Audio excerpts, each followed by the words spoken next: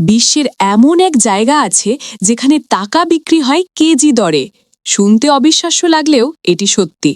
আফ্রিকার সোমালিল্যান্ডে দেখা যায় এমন অদ্ভুত দৃশ্য, যেখানে রাস্তার পাশে খোলা আকাশের নিচে বস্তা বস্তা টাকা নিয়ে বসে থাকেন বিক্রেতারা, আর ক্রেতারা সেগুলো কেজি হিসেবে কিনে নেন।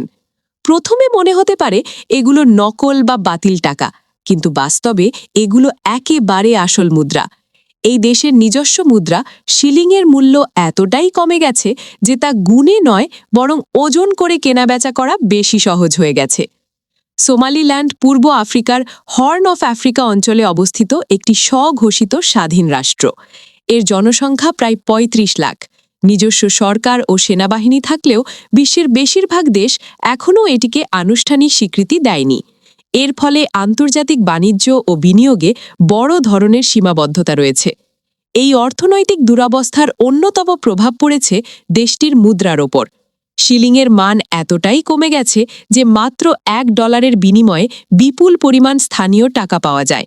ফলে কেউ যদি $100 ভাঙাতে চান, তাহলে তাকে সেই টাকার বোঝা বহন করতে প্রায় বস্তা ব্যবহার করতে হয়। এখানকার মানুষদের জন্য এটি দৈনন্দিন বাস্তবতা।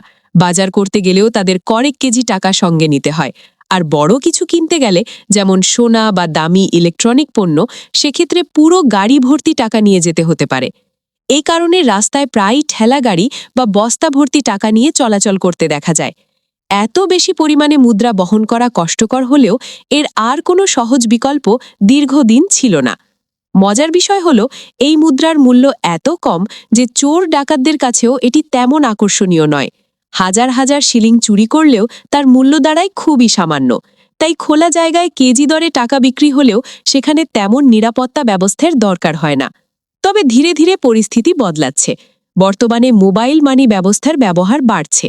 মানুষ বুঝতে শুরু করেছে যে মোবাইলের মাধ্যমে লেনদেন করা অনেক বেশি সহজ এবং নিরাপদ, তুলনায় বস্তা ভর্তি টাকা বহন করার চেয়ে। সব মিলিয়ে সোমালিল্যান্ডের এই কেজি দরে টাকা বিক্রির ঘটনা শুধু অদ্ভুত নয়, বরং একটি দেশের অর্থনৈতিক বাস্তবতার চিত্রও তুলে ধরে। এটি দেখায় মুদ্রার মূল্য কমে গেলে কিভাবে দৈনন্দিন জীবনযাত্রা সম্পূর্ণ বদলে যেতে পারে।